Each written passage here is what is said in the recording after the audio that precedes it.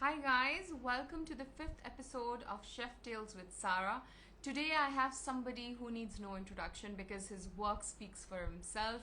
It's made so much noise over the years that it's hard to keep track of his achievements. However, I'm just going to briefly go over some of them and maybe you'll know who I'm talking about.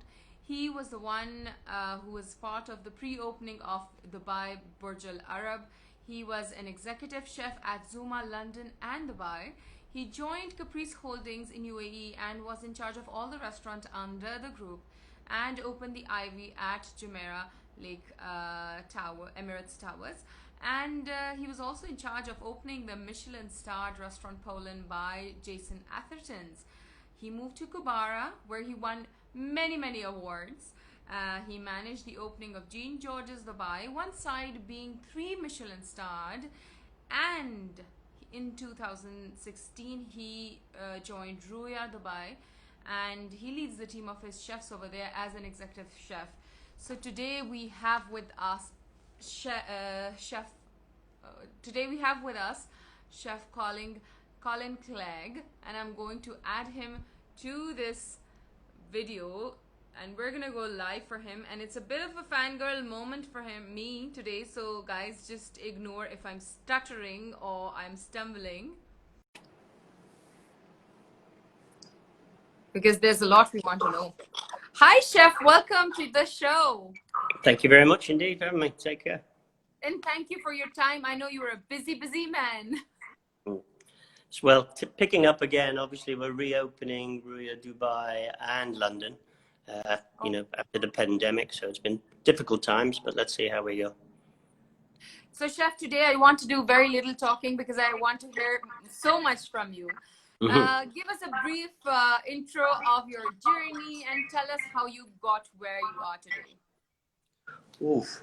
So I am originally from a small island called the Isle of Man, which is an independent nation between Ireland and Scotland and England. It's an independent nation, so our own government, everything's like that. There's 80,000 people. That's it. Oh wow! But yeah, that's my country, and studied there. My mother was a cook. Moved to England. A qualified chef, I heard. Yes, she was. Yeah. She did all the exams and everything, but obviously then when she had two boys, she tended to give that up and went into other things to bring us up. But we always ate very well. Went very affluent, I'll be honest, but we always ate fresh food. And the good thing about the Isle of Man is the fish is fantastic, the meat, everything is organic type of great. So we always ate very well. And then I studied on the island. And when I was 17, I moved to London. Worked some amazing chefs in London, and then started to travel. And I've seen quite a few countries. Yeah.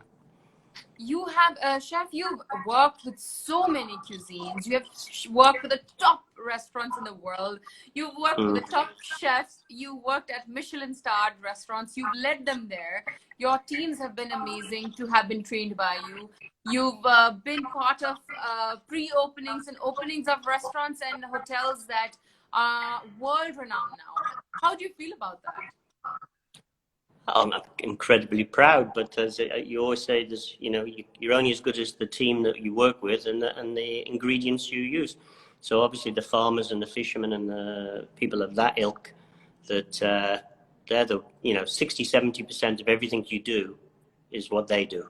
So what I try and do is keep it simple, and just emphasize what the hard work they're doing. And then obviously I've been really lucky to work with some amazing chefs, both above me and below me, and to this day it's still the same. But it's just been an amazing journey. I'm from a very small place. 90% of the I'd say 95% of the population has never heard of it. But one thing's for sure, everybody that worked with me knows where the Isle of Man is. Yeah. I think you really put it on the map there. Yeah. I usually go home once every 2-3 years, and I do the food festival there. And yeah, it's a lot of fun. All my family still live there. All my friends still live there. So you must be a celebrity, a big celebrity in the island. I don't use the word celebrity. I mean, well, you're a celebrity for us, so I'm only wondering what you would be there. Well, the people there I've known all my life. They're my friends, so you know, they're just to them I'm just the same as I ever was. You know, yeah. So, chef, what would you describe your personal style of cooking as? Because I look at your portfolio and it's amazing. You've worked with absolutely every cuisine and every type of ingredient and so many kinds of different styles of restaurants. So, I mean, Mm. what would you pick out of all of these and call it your own personal style? Uh, well, when I was very young, before I got into this, I always wanted to be, and this is the story I tell. I always wanted to be an archaeologist. I love history. I love, you know, ancient history and the story behind everything. So whether it was Japanese with Zuma or Middle Eastern with Qbara, Turkish with Ruya, I tend to go back into time and history and really get the story and it's all about authenticity. You know, there has to be a story. You know, when you're playing with somebody's dish that's 1,000 years old, I can't take it out of the box and think. You have to bring it up to date, make it probably a little bit more fine dining, so you can put it in a beautiful setting like the restaurants that we do. But it still has to have the story. It still seems to have the integrity, so that, you know, if a person from the village in Turkey comes in, he knows what it is. He's never tasted it that way before, but he still knows exactly what we're trying to do.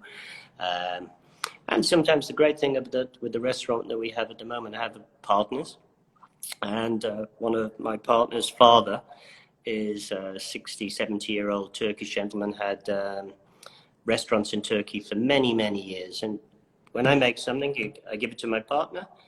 If he's okay with it, then we give it to his dad. And if it's gone too far, no, too far. It still has to have tradition. It still has to have the authenticity and the story behind it. Yeah. And you know that sounds so different than what the word fusion has now come into play with, because I feel fusion food has completely lost the authenticity. Authenticity. Oh my God. Authenticity. Yeah.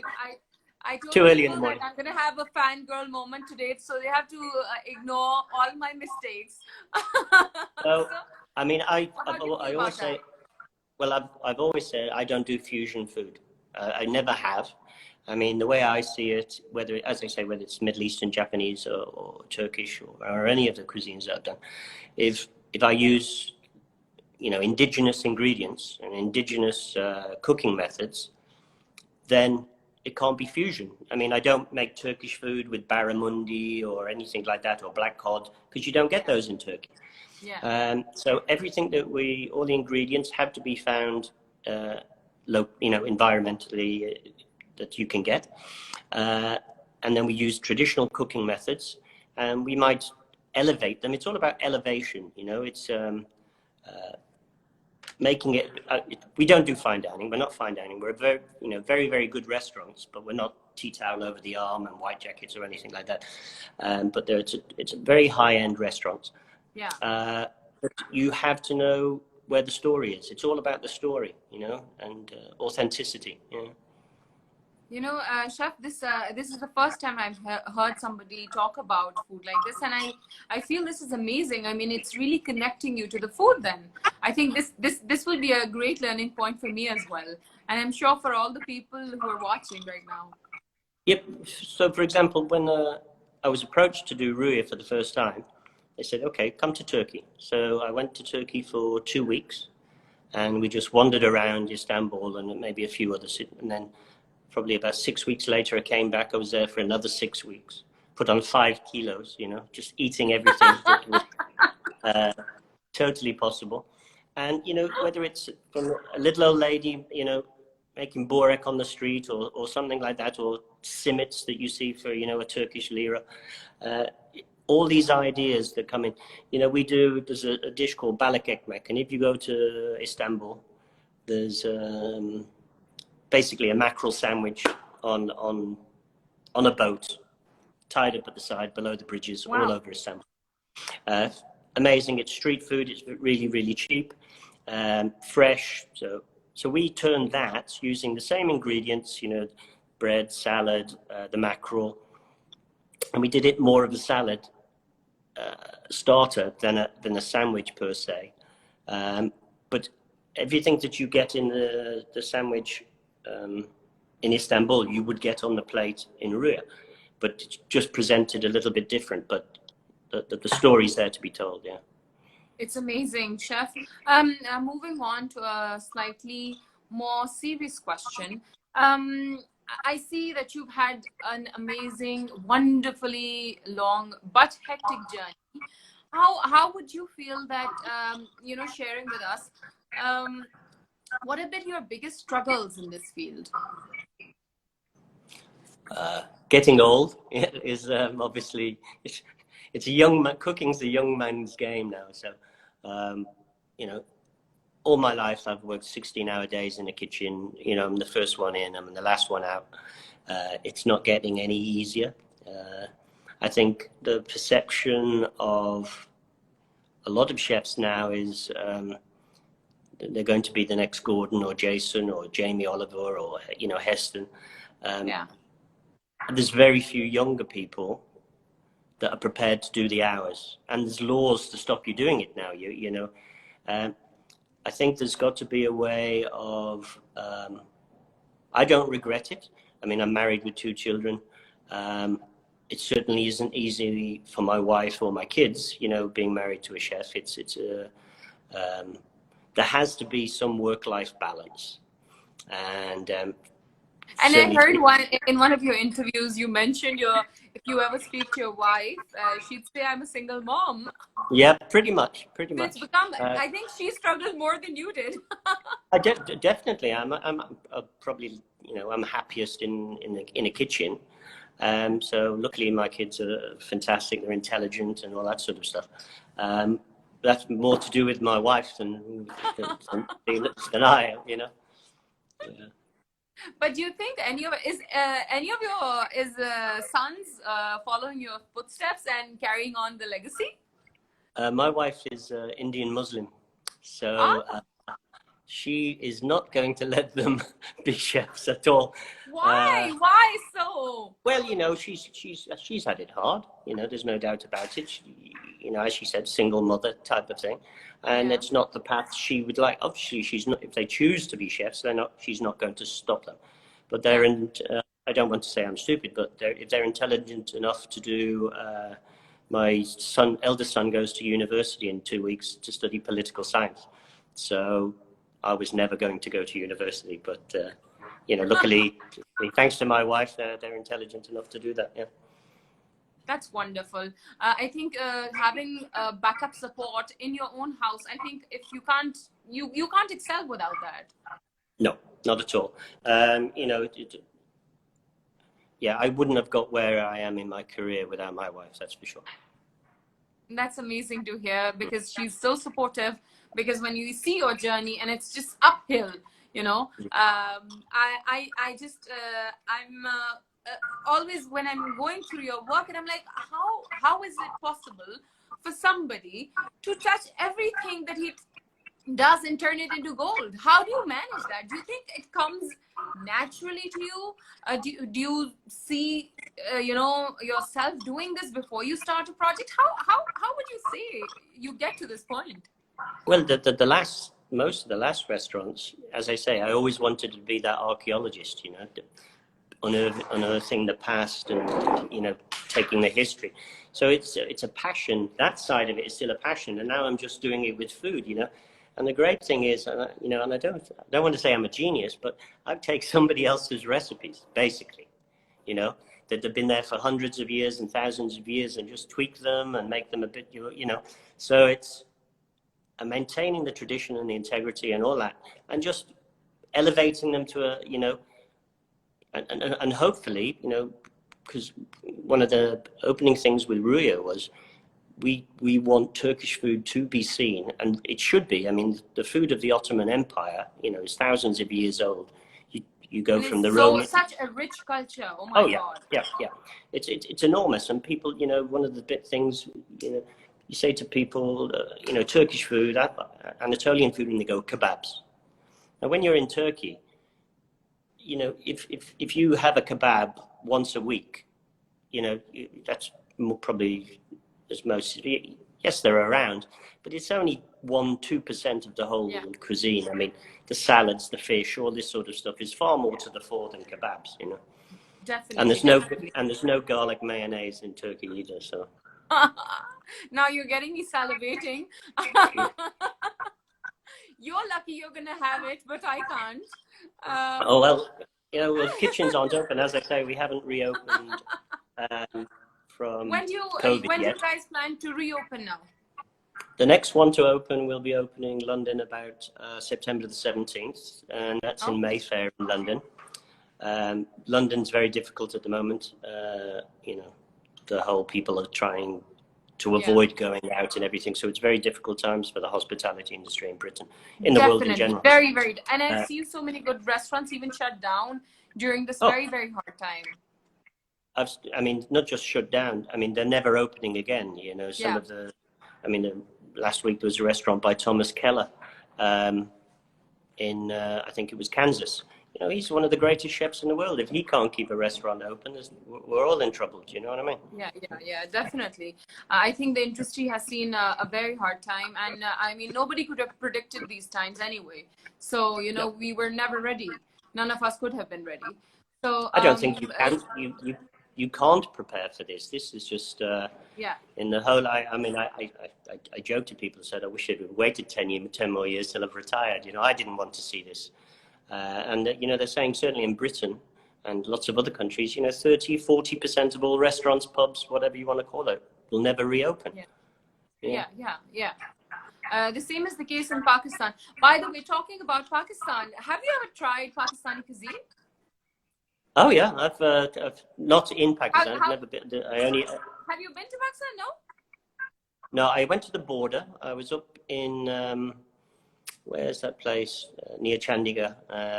You know, where they do the marching and compare Oh, each other. yes, the So I went Wagah there. border, the border, yeah. Yeah, Yeah, yeah, yeah, yeah. yeah. I went there with the family. We had a friend getting married up there so that was quite fun. Obviously, there's lots of Pakistani restaurants here, and wife being Indian, you know, we do eat a lot of Indian food. You think after 20 years I'd got used to chilies, but I'll be honest, my, my tolerance is not as high as it should be, you know. So, but my kids are, you know, they're absolutely eat chilies like they're going out of fashion. I sadly haven't. You know. Chef, you know, whenever you visit Pakistan, you have to be my guest, and we will show you around, and maybe you'll find something less spicy, but still love it though. Because I'm sure. I feel Pakistan is also a very, very rich food culture holder. You know, Mm. we are crazy hosts, and we're just everything is about food. Our lives revolve around food, basically. Yeah. So you know, you have to be my guest one day. I mean, Uh, you know, whether it's Pakistan and, you know, India, you know, Turkey, you know, people just have a perception of their style of food. You know, everything Indian is spicy, everything Pakistani is spicy, everything Turkish is a kebab. You know, there's so much more to that once you scratch the Definitely, surface. yes. Yeah. Okay, so chef, tell me, where was the bestest experience that you had, and why would you call it the best? To eat. No, as a chef working. Um, well, what I'm doing now and what I did in Qbara. Well, obviously Zuma. I was there for nearly 11 years. You know. Um, Wow. yeah. So I opened London. I was the first head chef in London with Rainer, and then we did Dubai. We helped in Istanbul, helped in Hong Kong. So I really travelled around with Zuma, and the people involved in Zuma are still my friends today. You know, the Wanis, Rainer Becker, people like that. The only reason I left was you know, after 11 years trying to come up with new recipes, trying to keep it fresh, trying to keep it interesting without using soy sake mirin was starting to get difficult, you know. So I wanted to challenge. I always try and challenge myself.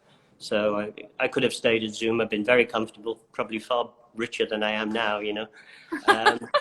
But it wasn't for me. I was getting bored. I was getting stagnant.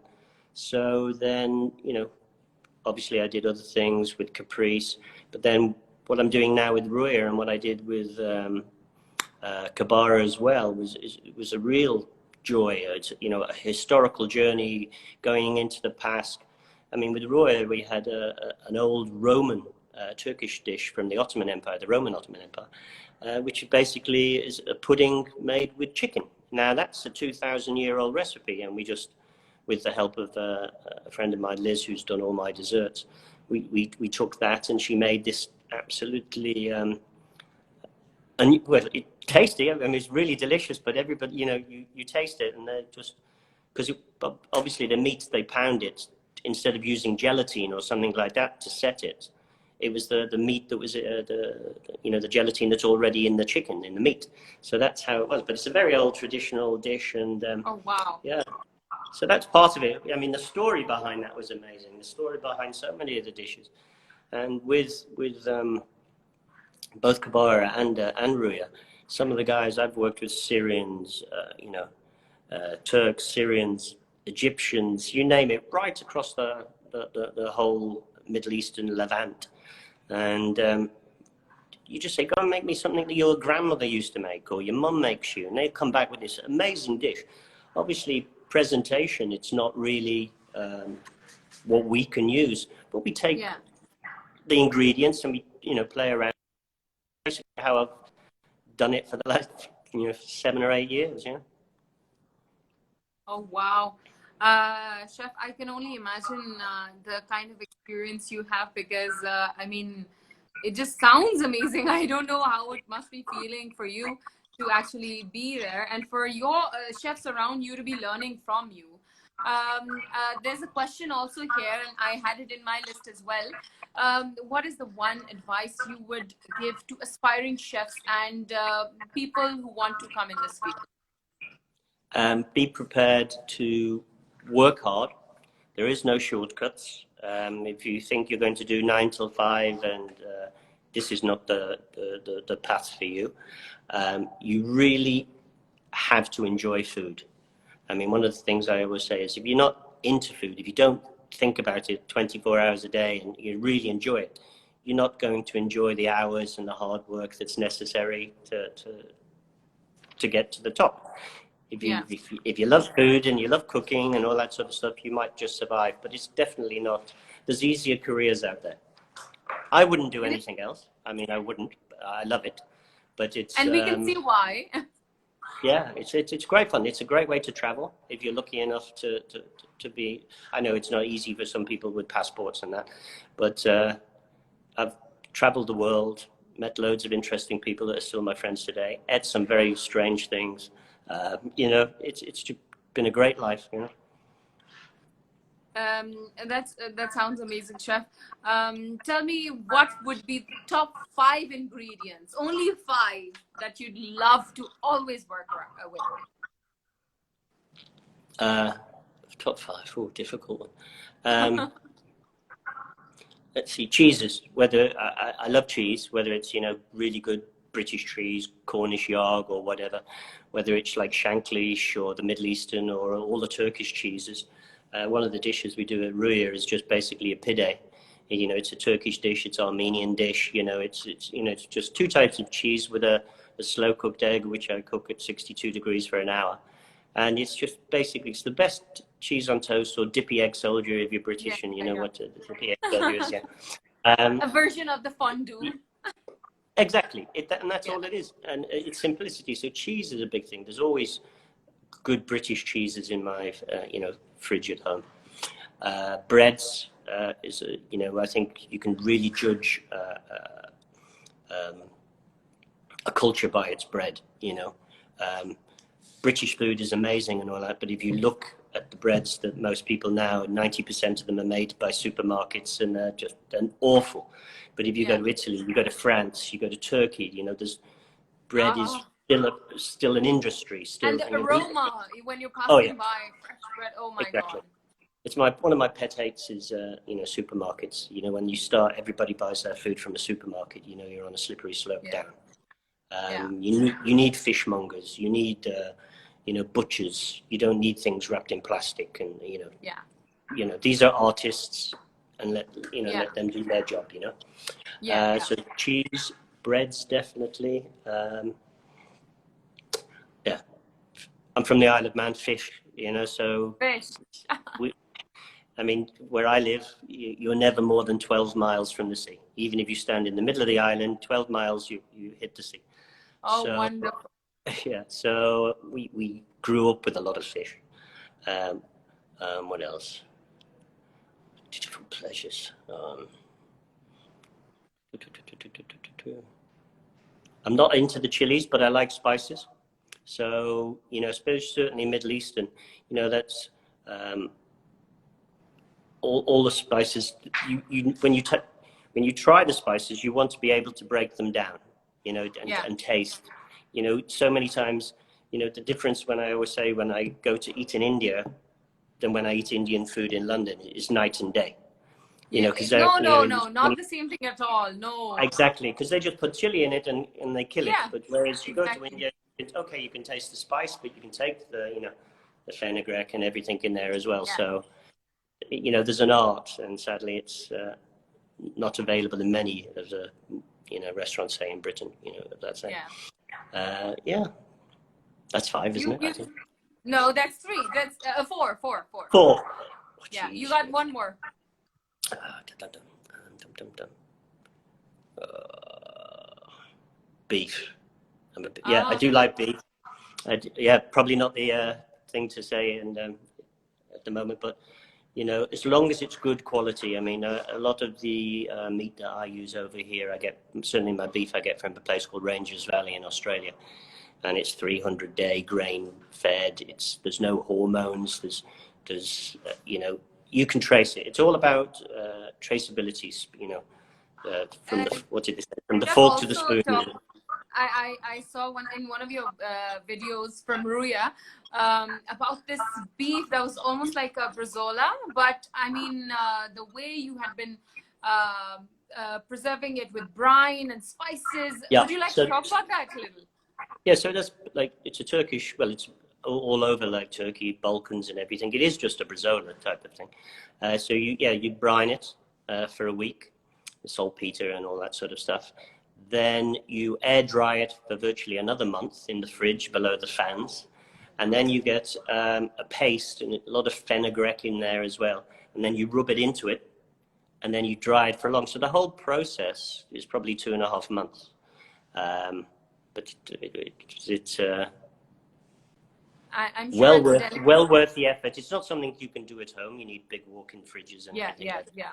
But it's worth it. And when it runs out, so come back in another 3 weeks. The next lot's ready. It's it's one of those things. Chef, tell me one kitchen equipment that has to be your top favorite apart from the knife, because every chef happens to choose a chef knife. So apart Obviously, from I mean, chef's knives. Well, chef's knives are the answer. Most chefs should always give, because you invest so much money in them. I don't let Exactly. anybody touch my knives, and no chef should really, especially if they sharpen it. But yeah, what else would I use? Yeah, spice blind, a coffee grinder, a spice blender is something I use a lot of, because we do make a lot of spice mixtures ourselves. There's loads of them, and a proper good blender. It has to be high speed, and it has to be able to get right down at the bottom, so you don't have to keep scraping it. And vacuum pack machines, if you can have, because we do a lot of slow cooking as well. So a lot of the meat, that we 24, 36 hours. In the water baths. So the whole vacuum pack machine and a vacuum and a water bath, that's what it's all about. Oh, wonderful. Chef, we've taken up a lot of your time. So just some parting words of wisdom or advice or tips from you would be great. Well, if you're thinking of getting into the industry, as you said, don't think it's going to be an easy career. But it's a fun. It's honestly, I couldn't sit behind a desk. I couldn't do anything like that. it's a great way to meet lots of interesting people from all over the world, you know, and just try different foods and cuisines. You never stop learning. I always tell the guys, you know, if you come to work and, you know, when you wake up in the morning and you go, oh, God, you know, I've got to go to work, time to think, time to move on, look for another job or another restaurant. You know, to this now, you know, I'm 55, I still wake up in the morning, great, got to go to work, you know, I just love it. And that's got to be your happy place.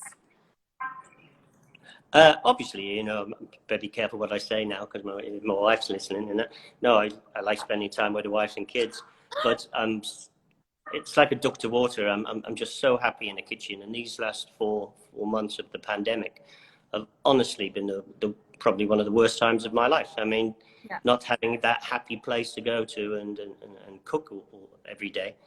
And, you know, I go in before any other chef is in the kitchen and play around with new dishes and all this sort of stuff. And it's just great. I've got my music. There's nobody on here. It's a fantastic, it is my happy place.